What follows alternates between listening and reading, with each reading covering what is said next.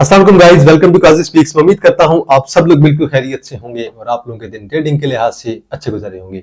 आज हमारे पीएसएक्स के बेसिक कोर्स का लेक्चर नंबर 15 है। मैंने सब कुछ डायरी पे नोट डाउन करके रखा हुआ है और आज की वीडियो में हम देखेंगे हमारे पास ईपीएस क्या होती है, अर्निंग पर शेयर, और एलपीएस लॉस पर शेयर हमारे पास क्या होता है। डिटेल में हम लोग देखेंगे कि ईपीएस हमें क्या चीज जाहिर करती है और एलपीएस हमें क्या चीज जो है वो जाहिर करती है। EPS stand for earning per share और एलपीएस स्टैंड फॉर लॉस पर शेयर, और हम ये देखेंगे कि हम ईपीएस को कैसे कैलकुलेट कर सकते हैं, इसका क्या फार्मूला है। वैसे तो यार बहुत सारी वेबसाइट्स मौजूद हैं।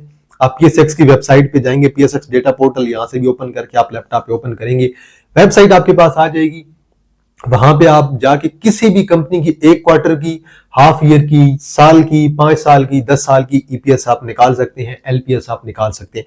वहां पे मेंशन होती है, लेकिन फार्मूला मैं आप लोगों को बता दूंगा कि इसका फार्मूला क्या है। उससे आप लोग जो है खुद ब खुद जो है आप ईपीएस भी निकाल सकते हैं। तो बहरहाल आज का हमारा टॉपिक है ईपीएस और एलपीएस। देखिए ईपीएस से बनता क्या है, पहले तो अर्निंग पर शेयर, और इसके नाम से पता चल रहा है कि पर शेयर कंपनी ने कितना कमाया है। कंपनी का जो टोटल फ्री फ्लोट होता है, जो टोटल शेयर्स मार्केट के अंदर मौजूद होते हैं, जो रेगुलर शेयर्स आपके पास होते हैं, एक होते हैं आपके पास प्रेफरेंस शेयर्स।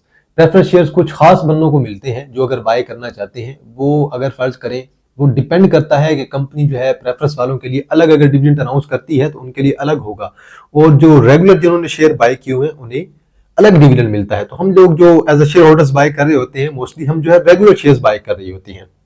तो हमारी जो ईपीएस होती है उसमें सिंपल अगर आप देखें अर्निंग पर शेयर के लिहाज से कंपनी ने कितना कमाया है, तो कंपनी के जितने टोटल शेयर्स हैं वो अगर आप देखें, देन आप अगर उसे ईपीएस के साथ कंपेयर करें कि इतने शेयर्स हैं कंपनी के और पर शेयर कंपनी ने इतना कमाया है, दोनों को मल्टीप्लाई करेंगे तो कंपनी का टोटल प्रॉफिट आ जाएगा। लेकिन अगर आप ईपीएस की बात करते हैं तो ईपीएस का फार्मूला ये होता है कि ऊपर आपने नेट इनकम रखनी है, कंपनी ने जितनी कमाई की है नेट इनकम आप लोग ऊपर रखेंगे और डिवाइड बाय आप लोग total number of outstanding shares कर देंगे, डिवाइड करेंगे, आपके पास ईपीएस आ जाएगी कि पर शेयर के लिहाज से कंपनी ने कितना कमाया है। और जितनी ईपीएस आएगी उसे अगर आप total number of outstanding share से मल्टीप्लाई करेंगे, देन आपके पास दोबारा टोटल वही नेट प्रॉफिट आ जाएगा, टोटल इनकम आ जाएगी। और एलपीएस बिल्कुल सेम यही चीज है, बस यहां पे जो है ना प्रॉफिट की जगह पे लॉस पर शेयर हुआ है। जहां पे ईपीएस आपके पास 1 आ रही है, 5 आ रही है, 10 आ रही है, 30 आ रही है, 40 आ रही है, वहीं पे माइनस के अंदर चली जाएगी लिमिट, -1, -10, -15, -20। आप यहाँ पे फर्ज करें हम किसी कंपनी की ईपीएस वगैरह ओपन कर लेते हैं। लेट्स सपोज मैं जो है एक इन्फॉर्मेशन के लिए सिर्फ जो है आप लोगों को ओपन करके दे देता हूँ कि कंपनी की ईपीएस इतनी आई थी और उसे हम कंपेयर करके देख लेते हैं जरा। जितनी अच्छी ईपीएस होती है ना, जरा अगर थोड़ा कंपेयर यहाँ पे भी कर लेते हैं, जितनी अच्छी ईपीएस होती है उतना कंपनी के लिए अच्छा होता है। अब ईपीएस को हम अक्सर जो है पिछले क्वार्टर के साथ भी कंपेयर करते हैं, पिछले साल के साथ भी कंपेयर करते हैं कि भाई पिछले साल उन्होंने इतना कमाया था, इतनी ईपीएस आई थी, इस क्वार्टर में कितनी ईपीएस आई है, पिछले साल इतना कमाया था तो इस साल कितना कमाया है। जैसे बैंक ऑफ पंजाब में चले, आपको जरा बैंक ऑफ पंजाब के साथ कंपेयर करके बताता हूं कि आजकल बैंक ऑफ पंजाब, आजकल आपको पता है पिछले साल उन्होंने डिविडेंड दिया था 1 रुपए का, इस दफा उन्होंने डिविडेंड दिया है 1.8 का, मतलब 1.8 रुपए का। अब हम देखते हैं उनकी सालाना इनकम कितनी रही है कि भाई उन्होंने अच्छा डिविडेंड दिया है। इस साल बैंक ऑफ पंजाब की ईपीएस रही है 4.09, 4.09 इस साल की ईपीएस रही है। अब जरा हम इसके पिछले साल की ईपीएस देख लेते हैं। पिछले साल की बैंक ऑफ पंजाब की ईपीएस थी 3.47, 2023 की ईपीएस थी 3.47 और इस साल की ईपीएस आई है 4.09। तकरीबन 40-45 पैसे का जो है वो इंक्रीज देखने को मिला है। तो ईपीएस इंक्रीज हुई है तो सेंटीमेंट्स लोगों के पॉजिटिव हो गए और ये शेयर आपका स्ट्रांगली बुलिश हो गया। अगर आप देखें पिछली दफा जब इन्होंने रिजल्ट अनाउंस किया था तब ये शेयर आपका किस प्राइस पे मौजूद था, तब ये शेयर मौजूद था 6.40 पे, और अभी अगर देखें 1 साल बाद तो आज यही शेयर जो है आपका राउंड अबाउट 13 पे मूव कर रहा है और अभी एक्स इसने सोमवार वाले दिन हो जाना है। तो बहरहाल ये देख लें कि ईपीएस जितनी अच्छी आती है उस सेक्टर के लिए भी जो है वो अच्छी बात होती है, शेयर के लिए भी जो है वो अच्छी बात होती है। अब आप देखेंगे सेक्टर वाइज देखेंगे, आप कंपेयर करेंगे कि यार देखेंगे बैंक ऑफ पंजाब को सुनहरी बैंक के साथ कंपेयर करेंगे कि वो कितनी प्राइस डिजर्व करता है, कितनी डिजर्व नहीं करता है, तो वो आप लोगों का एक एनालिसिस आ जाता है कि भाई मेरा एनालिसिस इसके बारे में ये कहता है। मैं अक्सर कंपनीज देखता रहता हूं जिनकी ईपीएस के अंदर मुझे इंक्रीज देखने को मिलता है, मोस्टली चांसेस होते हैं कि उसके सेंटीमेंट्स जो है वो पॉजिटिव हो जाते हैं और वो शेयर आपका बूस्ट कर जाता है, और मोस्टली ऐसे ही होता है। और ईपीएस अच्छी आना एक बहुत अच्छी बात होती है शेयर के लिए। आप लोगों ने अक्सर देखा होगा कि यार हम फर्ज करें, यहाँ पे एग्जांपल ले लेते हैं कि एफएफसी की अगर आपने देखा होगा पीछे अभी ईपीएस आई थी और बड़ी ही अच्छी ईपीएस आई थी और तकरीबन 210% का डिविडेंड भी था।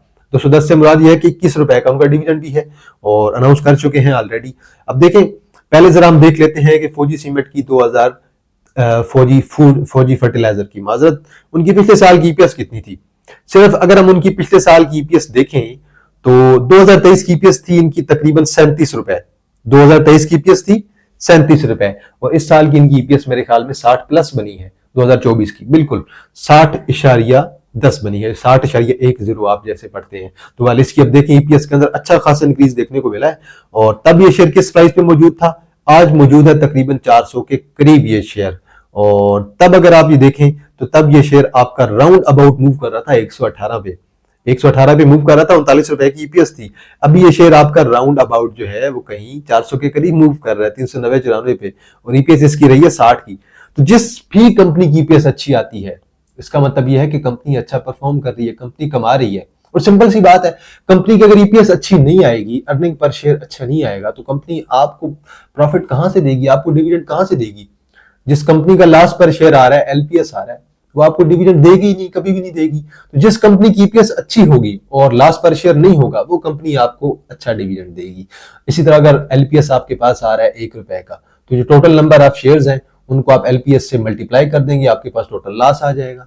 तो ईपीएस का अच्छा आना कंपनी के लिए बहुत ही अच्छी बात होती है। और इसी तरह आप सेक्टर वाइज भी कंपेयर कर सकते हैं ईपीएस को। फर्ज करें ऑटोमोबाइल सेक्टर के अंदर आप साजगार को कंपेयर करें मिलर ट्रैक्टर के साथ, और देन आप उसे गैल के साथ करें, देन गनी के साथ करें, और देन इसी तरह आप जो है एक दो और जो आपके पास शेयर्स हैं आप उनके साथ भी कंपेयर कर सकते हैं, एचकार के साथ आप लोग कंपेयर कर सकते हैं।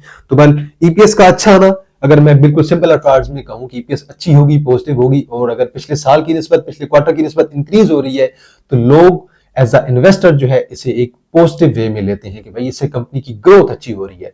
तो ईपीएस शो क्या कर रही है, कंपनी की ग्रोथ शो कर रही है कि कंपनी पहले जितना कमाया था पिछले साल, कंपनी ने उससे ज्यादा कमाया है 10%, मतलब कि कंपनी ने अच्छी परफॉर्मेंस दी है। पिछले साल कंपनी ने जितना भी कमाया था उससे अगर 20% ज्यादा कमाया है तो मतलब 20% की ग्रोथ आई है। तो बस ये थी जी हमारी आज की वीडियो, आज का हमारा लेक्चर था जिसमें आज हमने देखा है ईपीएस क्या होती है और एलपीएस क्या होता है। तो अगर आप मेरे चैनल पर नए हैं, आपने मेरे चैनल को लाजमी सब्सक्राइब कर लेना है काजी स्पीक्स को, और कमेंट सेक्शन के अंदर आप लोगों ने अपनी राय देनी है। वीडियो आप लोग को अच्छी लगी है लाइक करें, अच्छी नहीं लगी आप लोग डिसलाइक कर सकते हैं। और अगर कोई ऐसा टॉपिक जो आप लोग को ज़हन में नहीं आ रहा और आपको समझ नहीं आ रहा, आप लोग वो भी कमेंट सेक्शन के अंदर मेंशन करें, मैं कोशिश करूंगा कि उसे भी कोर्स का हिस्सा जरूर बनाऊं। तो इंशाल्लाह जी आप लोग के साथ दोबारा मुलाकात होगी पीएसएक्स के बेसिक कोर्स के नए लेक्चर के साथ। तब तक आप लोग अपने ख्याल रखिएगा। अल्लाह हाफिज, फी अमानिल्लाह। अगर आप लोग भी पाकिस्तान स्टॉक मार्केट पीएसएक्स में ट्रेडिंग करना चाहते हैं तो उसके लिए आप लोग जो है मेरा पेड ग्रुप, प्रीमियम ग्रुप जो है ज्वाइन कर सकते हैं। स्क्रीन पे आप लोगों को मेरा व्हाट्सएप नंबर शो रहा होगा।